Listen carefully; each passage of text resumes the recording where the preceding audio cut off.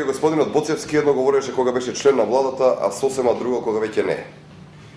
Тоа значи дека ставовите на Ивица Боцевски се променливи, се мотивирани од неговите политички интереси.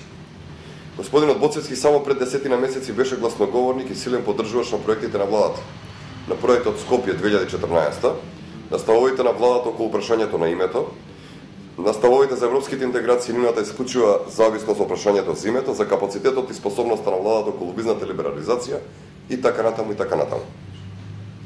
Боцевски за изградбата на Музеот на револуционерната борба, кој е дел од проектот Скопје 2014 и за потребите за инвестирање во културата во 2007 година ќе рече, цитирам: "Солзите на децата и на мајките, на оние постраданите кои биле жртви на комунизмот на македонската револуционерна борба се безценети, и кога станува збор за проекти од сферата на културата, не може туку така да се штеди."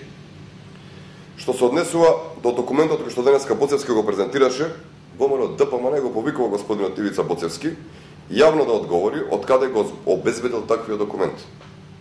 Го повикуваме исто така јавното обвинителство да испита веродостојноста на документот кој што денеска Боцевски го презентираше. Доколку се утврди дека господинот Боцевски располага и презентира документи кои се стекнати на противправен начин или пак се неверодостојни, тоа значи дека тој ги прекршил законите.